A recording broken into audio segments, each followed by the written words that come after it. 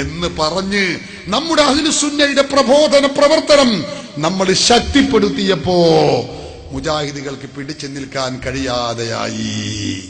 2005 കൊല്ലം അവർ ദുർവ്യാഖ്യാനിച്ച് പലതും പറഞ്ഞു നോക്കി. മൗലവിമാര് പറഞ്ഞു ശിർക്കല്ല, ശിർക്കല്ല. സുന്നി ചോദ്യങ്ങൾ വരുമ്പോഴും അവർ പറഞ്ഞു ശിർക്കല്ല. അനസ് മൗലവി പറയുന്നത് കേട്ടോളൂ, ഇന്ന് ശിർക്കാണ് എന്ന് പറയുന്ന അനസ് മൗലവി അന്ന് പറഞ്ഞത് കേട്ടോളൂ, ശിർക്കല്ല, ശിർക്കല്ല. പറയട്ടെ, അത് ശിർക്കല്ല, അബൗദികമല്ല, കാര്യകാരണ ബന്ധങ്ങൾക്ക് അതീതമല്ല. എന്താ തെറ്റതില്? ഒരാൾ ഒരു വിജനമായ മരുഭൂമിയിൽ അകപ്പെട്ടു. ആ മരുഭൂമിയിൽ അകപ്പെട്ടു പോയ ഒരു മനുഷ്യൻ വിളിച്ചു പറയാൻ, ആരെങ്കിലും എന്നെ സഹായിക്കണേ എന്ന് വിളിച്ചു പറയാ. അപ്പൊ അയാൾ ഉദ്ദേശിക്കാൻ, എന്റെ ശബ്ദം കേൾക്കുന്ന മലക്കുണ്ടെങ്കിൽ മലക്ക് കേട്ടോട്ടെ, എന്റെ ശബ്ദം കേൾക്കുന്ന ജിന്നുണ്ടെങ്കിൽ ജിന്നും കേട്ടോട്ടെ, എന്റെ ശബ്ദം കേൾക്കുന്ന മനുഷ്യനുണ്ടെങ്കിൽ മനുഷ്യനും കേട്ടോട്ടെ എന്ന് വിചാരിച്ചിട്ട് അദ്ദേഹം വിളിച്ചു പറയുന്നത്. എങ്കിൽ അത് ശിർക്കല്ല, അബൗദികമല്ല, കാര്യകാരണ ബന്ധങ്ങൾക്ക് അതീതമല്ല. കണ്ടോ, ശിർക്കല്ല. അന്ന് അവർ ന്യായീകരിച്ചു നോക്കി. സുന്നികരുടെ ചോദ്യ ശരങ്ങൾക്ക് മുമ്പിൽ പിടിച്ചു നിൽക്കാൻ കഴിഞ്ഞില്ല.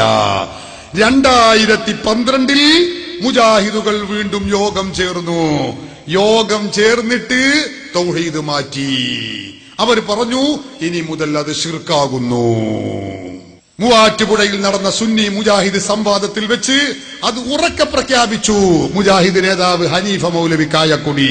കേട്ടോളൂ, സുന്നി പക്ഷത്തിൽ നിന്ന് ചോദ്യം ചോദിച്ചു. യാ ഇബാദല്ലാഹി അഈനൂനി, അല്ലാഹുവിന്റെ അടിമകളെ, വിജനപ്രദേശത്ത് വെച്ച് എന്നെ സഹായിക്കണേ എന്ന് വിളിച്ചാൽ അത് ശിർക്കാണോ തൗഹീദാണോ എന്ന് ചോദിച്ചപ്പോ ഹനീഫ മൗലവി പറഞ്ഞു അത് ശിർക്കാകുന്നു. കേട്ടോളൂ അയാൾ പറയുന്നത്. മുജാഹിദുകളെ സംബന്ധിച്ചിടത്തോളം ഒരാശങ്കയുമില്ല. നമ്മുടെ സമൂഹത്തിലുള്ള ആളുകൾ അല്ലാഹുവല്ലാത്ത ആരോടെങ്കിലും പ്രാർത്ഥന നടത്തുന്നുവെങ്കിൽ, ആരോടെങ്കിലും പ്രതിസന്ധിയുടെയും പ്രയാസങ്ങളുടെയും സമയങ്ങളിൽ രക്ഷപ്പെടാൻ വേണ്ടി തേടുന്നുവെങ്കിൽ അത് ശിർക്കാണ് എന്ന കാര്യത്തിൽ സംശയമില്ല. അത് വിജനപ്രദേശത്തായാലും ശരി, അതല്ല ആളുകളുള്ള പ്രദേശത്തായാലും ശരി, കരയിലായാലും ശരി, കടലിലായാലും ശരി, മഹാനോടായാലും ശരി, നബിയോടായാലും ശരി, ജിന്നിനോടായാലും ശരി, മലക്കിനോടായാലും ശരി, പിശാചിനോടായാലും ശരി, ശിർക്കാണ് എന്ന കാര്യത്തിൽ മുജാഹിദ് പ്രസ്ഥാനത്തിന് യാതൊരു എതിർപ്പുമില്ല, സംശയമില്ല, ശിർക്ക് തന്നെ.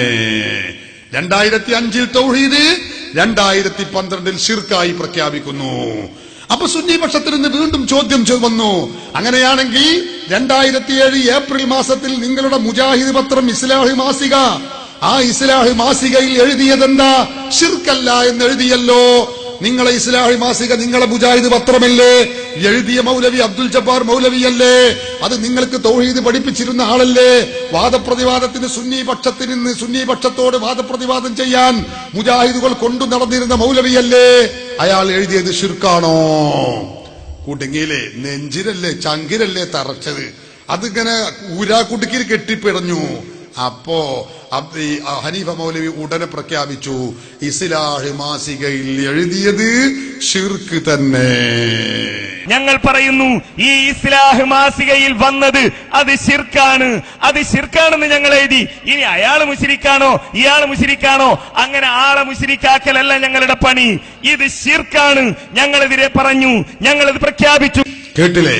ഈ ഇസ്ലാഹ് മാസിക മുജാഹിദിന്റെ പത്രമാണ്, അത് ശിർക്കാണ് എഴുതിയത്.